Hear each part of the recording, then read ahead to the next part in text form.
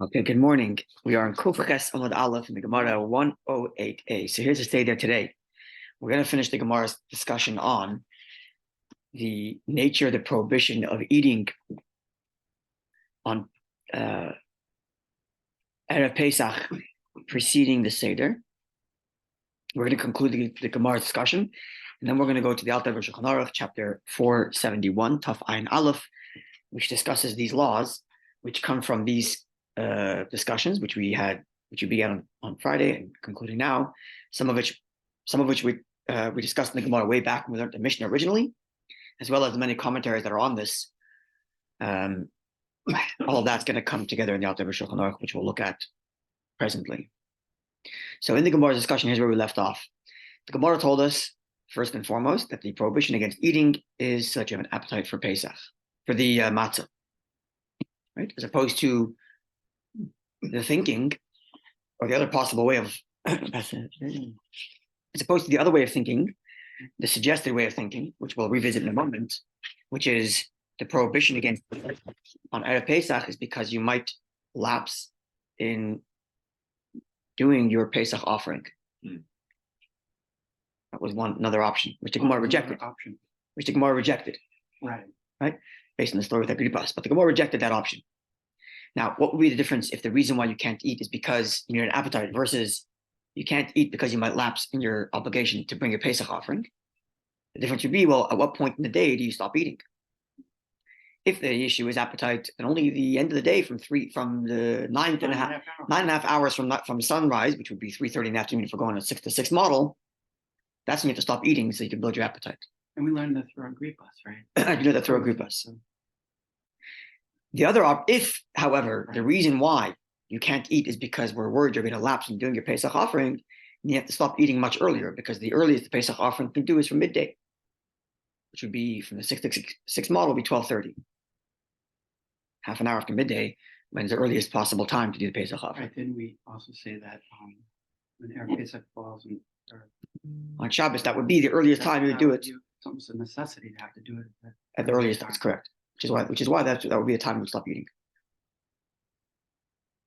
Okay, the Gemara concluded that the reason for not eating is because we want you to have an appetite, and therefore the prohibition only takes effect at 3:30 in the afternoon, or 9.5 hours from sunrise.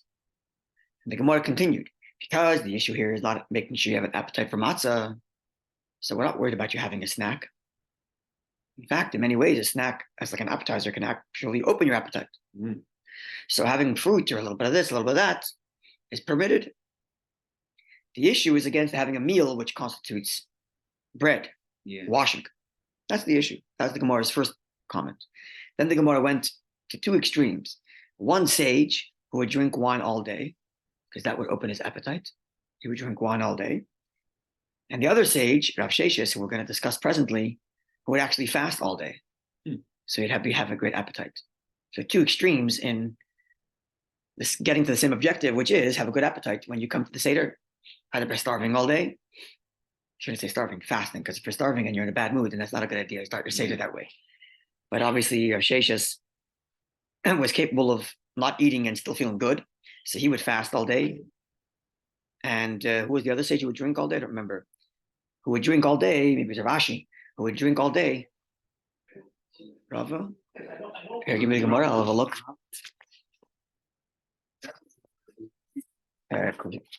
Days. Rava would drink all day because that would build up his appetite for the Seder. Okay. The Gemara 108a. 1, 2, 3, 4, 5. It's a flip it over. It's Kuf Ches Amud Aleph, right? Oh, okay. Count 1, 2, 3, 4, 5 lines down. The third word, Nema. Nema, you see it? 6 lines down, the third word, Nema. Nema, let us suggest, Kasava RAV SHESHET'S. RAV SHESHET'S is of the view.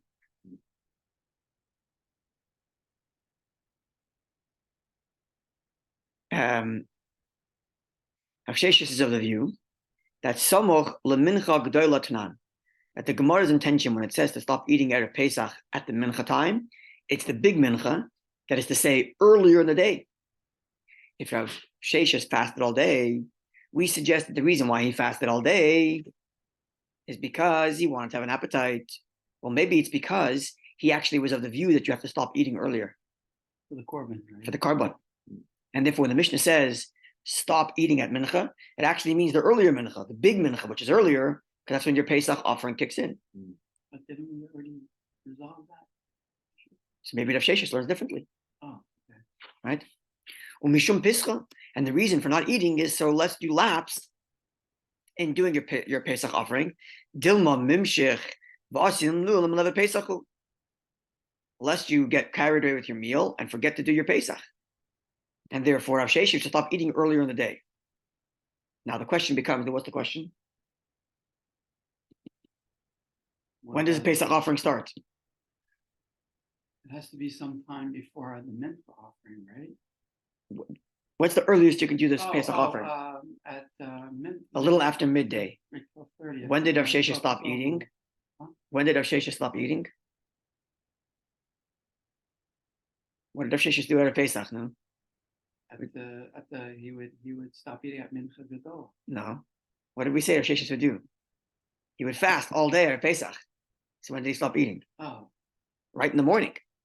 So if Rav Sheshes is not eating because he's worried about getting carried away and missing the mincha offering, why fast all day? Just stop at the midday. Following? Following or no? Yeah, because okay, so again, he's of the opinion that you have to stop eating by the mincha gadol. 1 second, let's explain. Rav Sheshes, the Gemara records Rav Sheshes' practice. Doesn't tell us why he did it. And Rav Sheshes didn't explain himself. His practice is he fasted all day. We assumed the reason is because he wants to have an appetite. The Gemara is rejecting that assumption. No. And saying maybe the reason he fasted all day is because he didn't want to miss, because of it. In his view, the prohibition against eating is not for concern of appetite, but for concern of maybe you're going to miss your Pesach offering. Could you be so busy eating? This is our principle in all time. We don't eat before we do the shofar. You might Right. miss the shofar. You don't eat before lulav. You might miss the lulav. Oh, right. Right? So don't eat before your Pesach offering. You might miss your Pesach offering. But that prohibition against eating before an obligation begins only takes effect when that obligation actually begins. We don't tell you to fast now because you're going to have mincha in the afternoon. Right. Right? We don't tell you to fast that night because tomorrow morning you have shachris. Right? It's like on Shabbos, you can eat breakfast a little bit because your time for kiddush hasn't arrived yet. Exactly right. So Your you is correct. Up until the point when once you hit daven shachris, right? Once you daven shachris and the obligation for kiddush sets in, now you can't eat until you have kiddush. Yeah.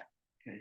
Okay. So now the Gemara suggested, if we know that the Gemara first records Rav Sheshes' practice that he fasted all day, suggested that the reason he's fasting is because of appetite.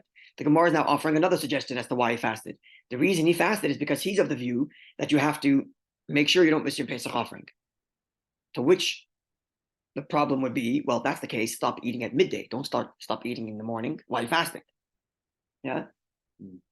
Following? Yeah. Following? Okay.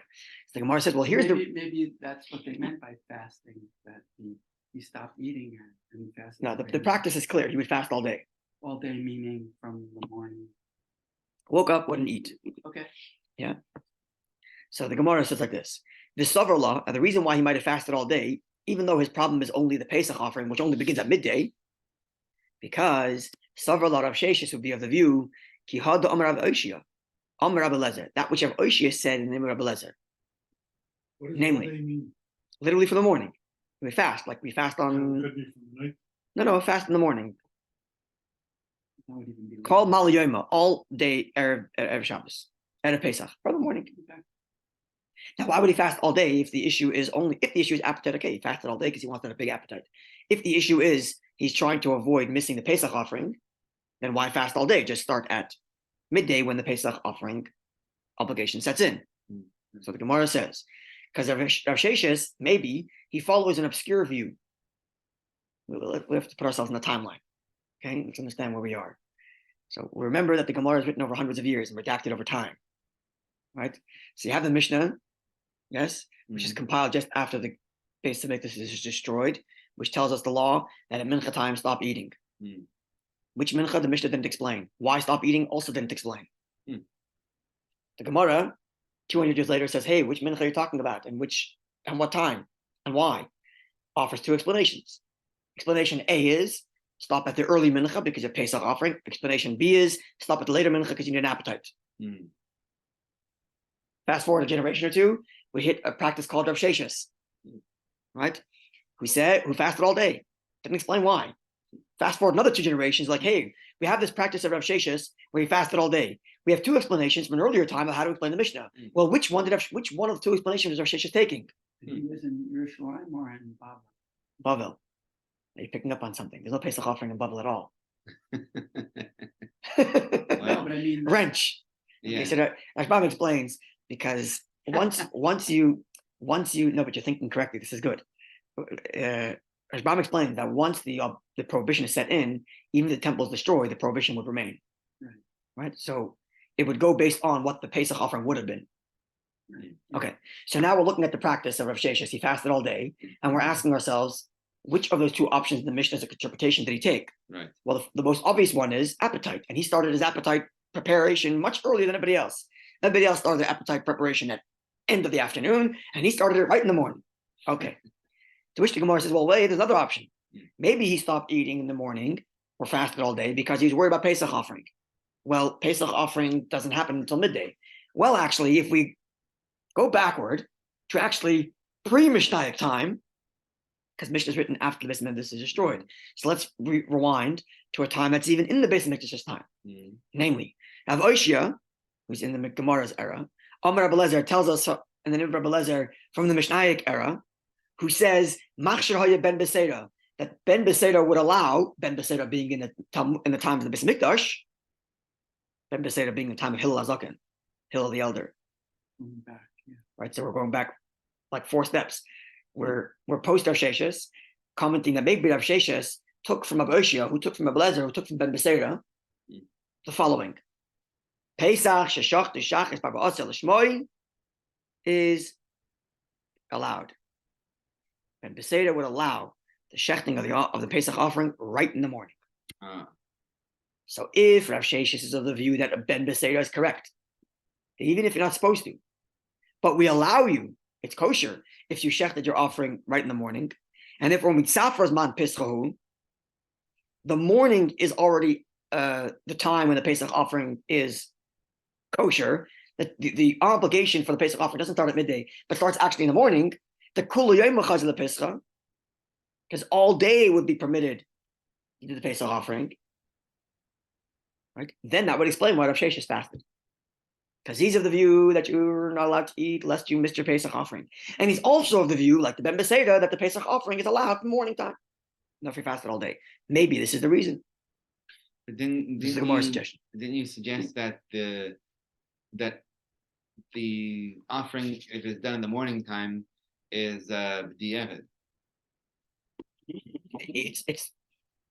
It's the correct time. Okay. We just do it later for whatever reason, because it's more convenient and whatnot. But it's still the correct time. Okay. Right, which means if the prohibition against eating like Kiddush sets in the moment the obligation sets in, well, the obligation set in the morning. You're not doing it till the afternoon, that's fine, but the obligation set in the morning. Okay. And if therefore the prohibition against eating sets in the morning, and therefore if Sheshes fasted all day. Right. This is the Gemara's suggestion. Okay. Before the Gemara rejects that, the Gemara first explains why Ben Beseda is of the view that you're allowed to start doing the Pesach offering in the morning. Where does he get that from? Now we have to go back even farther generations to Scripture itself. Right? How do they understand Scripture? So Scripture says, I'm reading from the verse on the side. All the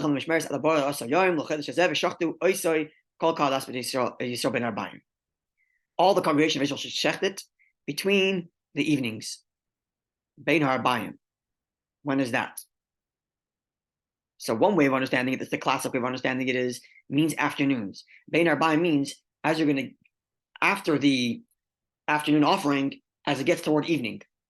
Right? The afternoon offering is called the Bein ha'arbayim offering. The mincha offering, the afternoon, the Talmud shel Bein ha'arbayim. There's Talmud shel Shachar, there's Talmud of the morning, and there's Talmud shel Bein ha'arbayim. There's Talmud of the middle of the evenings, meaning the afternoon. Right? So if Torah says shechted at that time, the classic understanding is okay after the afternoon offering, the earliest of which would be half hour after midday. After the mincha offering? Yes. Oh, They would do after. that's It's the only better than- offering that was brought after the Talmud of the afternoon. That's The only one the only one. because of this verse, and therefore the classic understanding is that it means after the afternoon. So then what's the rush then? There shouldn't be so much of a rush to worry about when you bring eating as eating being something that you may forget to do your Pesach offering. You have that extra time. You have if you can do your Pesach offering after Mincha. You, Otherwise- it's got to be after mincha before the day ends. Right. Oh, so okay, so then it's not a lot. therefore that's a narrow. It's a narrow window. That's right. Basically, but you're talking about thousands of people doing Pesach offerings. It's a rush. It was a rush of a day. Oh, okay. Yeah. Last week, three chapters of the Rambam describes it. Okay, so now that's the classic understanding of Ben Arbayim. Ben Arbayim classically means afternoon, but Ben Beseda has a different understanding of Ben Arbayim, which is Ben Erev de Etmol la Erev de Idna, between the evening of yesterday and the evening of today. Meaning, wait till the end of yesterday's evening, i.e., this morning, and then the evening of tonight, later tonight, that's your Pesach time. So he takes Ben Arbayim not to be the same way we understand it usually, which is afternoon, but takes Ben Arbayim to be literally between evenings. So whenever yesterday evening is done, i.e. this morning, until today's evening, i.e. later this afternoon, that's when you do your Pesach offering. Mm-hmm. So in Ben Beseda's view, the entire day is kosher for Pesach offering, starting right from the morning. And thus, perhaps that's why Rav Sheshet fasted, because he was of the view. Because the obligation already kicked in the morning. Because the obligation for Pesach offering kicked in the morning already. And nothing to do with appetite. That's the Gemara suggestion. Okay. So Amri was said, Loy, this is incorrect. Gemara says it's incorrect. Doesn't explain why. This is a unique thing. Usually when the Gemara rejects, remember, we're later in a generation observing and talking about Rav Sheshet who lived, let's say, a generation before us. So he's not around to ask, but we're discussing it because we've been told Rav Sheshet did X. We in the Gemara's redactors, right? So we're discussing it. Is this a possibility? So usually when you want to reject a position that we're suggesting about someone who's passed, we'll try to look at other things that person said and see if we can take from there what he holds and what he thinks in this case. But here the Gemara doesn't do that. The Gemara actually does it based on character. Shiny Rav Sheshet is different. The Istin is Haya. He was a very particular kind of person. He's very sensitive, very delicate, very particular. And therefore, Itoyim B'tzafra Midi, if you would eat anything in the morning, in the evening he couldn't have anything else. He was so particular, he's so delicate. So it's a character thing, which means obviously someone around the table says, look, I know Rav Sheshet, I met him a couple of times. I'm just imagining, Yeah. Or someone says, yeah, I used to learn by him, I've seen him. He was very particular. He's always immaculate. He always ate very delicately, wouldn't eat a lot. I know the kind of personality. And I'm telling you, if you would eat in the morning, you couldn't eat anything at night. Nothing to do with this obscure view that he follows. You can't use him as a case. Exactly. So now there's the third opinion. But now it's not a new opinion. But it's not a new opinion. But it's a new halacha. It's a new halacha. Which means if you're the kind of person who's delicate, then maybe you have to take the halacha more farther than the actual letter of the law. Right. The letter of the law is stop eating your meal at 9.5 hours after sunrise. That's the average of when appetite is needed to build. But if you're the kind of person who drinking a lot of wine opens your appetite, then go eat your lot of wine. Right. If you're the kind of guy who opens your appetite, eat your snacks. If you're the kind of guy who a little bit of food in the morning makes you full at night, then don't eat all day. Right. So we have now a third option for personality types in terms of how to achieve the same objective goal, which is making sure you have an appetite. And the Gemara does so by rejecting a possibility based on people who are in this conversation of redaction of the Gemara's final text, who knew Rav Sheshet clearly and said, well, I know he's very particular. Don't try to impose upon him some obscure view that the Pesach offering is allowed in the morning. I shouldn't say obscure view. It's not an obscure view because the way the Gemara phrases it is Ben Beseda Machsher. Ben Beseda would allow, which meant there was a time period before Hillel Azaken that Ben Beseda and his brothers, the Bnei Beseda, the children of Beseda, they were the leaders of the Jewish people. And actually a question about Pesach offering is what made them give Hillel the position of being leader. Because they didn't know the halacha, they called Hillel. Hillel said he learned from a previous generation, Shema and Naphtali, to give him the halacha, so they gave him the position. But anyway, So the Bnei Beseda would have allowed it means it actually happened where people actually did that. It seems like there were people who actually did the Pesach offering early in the morning, and someone told them, "Hey, it's too early," and they said, "Well, I don't know." So they went and brought the shiloh to the Rav. They brought the question to the rabbi, to Ben Beseda, and Ben Beseda said it's kosher. That's the Gemara phrases. Machshir Hoya, Ben Beseda would allow or gave kosher like certification to those who did their Pesach offering early. So I shouldn't say it's an obscure view. It seems like it actually happened in practice. But nonetheless, the Gemara is saying that's still an outlier. And therefore, don't put that on Rav Sheshes. If you know Rav Sheshes' personality, you'll know that he was very particular, and therefore he would stop eating in the morning. Okay, clear? Clear? Yeah. Okay, good. We really don't know when the Pesach offering really was. We know that it was done in the afternoon, but it seems like there were times when it happened in the morning, and Ben Beseda allowed it. But it's possible that Afternoon meaning after mincha? after mincha, yes, after the Bein Arbaim, in other words, they would do the on a regular day, they would do the afternoon offering toward the end of the afternoon, because after the afternoon's offering is brought, you Push it can't back bring an anything hour else. or so, right? That's right. After the afternoon's offering is brought, nothing else is allowed to be offered at the temple on a normal day. So they would push it toward the end of the day, to make sure everybody got their offerings in before. Toward the end of the day, to allow everybody to get their But they offerings moved it, Oh, they wow. moved it back. toward the end of the afternoon. Because on once Erev Pesach. it's put on, you can't. You can't put anything else. You have to wait. You have to wait till tomorrow. Yeah. And for some people, if you have sometimes there are timelines to when you have to bring your offering, and you need to bring in quickly. On Erev Pesach, where the Pesach offering is supposed to be brought after the afternoon offering, they would bring the afternoon offering earlier, Right. and then Like everybody would the do morning. Yeah. it. Sorry, Like in the morning. the earliest possible in the afternoon. Right. And the earliest that might have Mincha happened is Gedolah. if it's Erev Shabbos, and they would do it half an hour after Right. midday. So The truth is, you could do it right after midday, but they wouldn't do it right after midday because it's impossible to know when exactly midday is. Right. You don't have atomic clocks like we have now, where you know exactly Right. the moment of midday.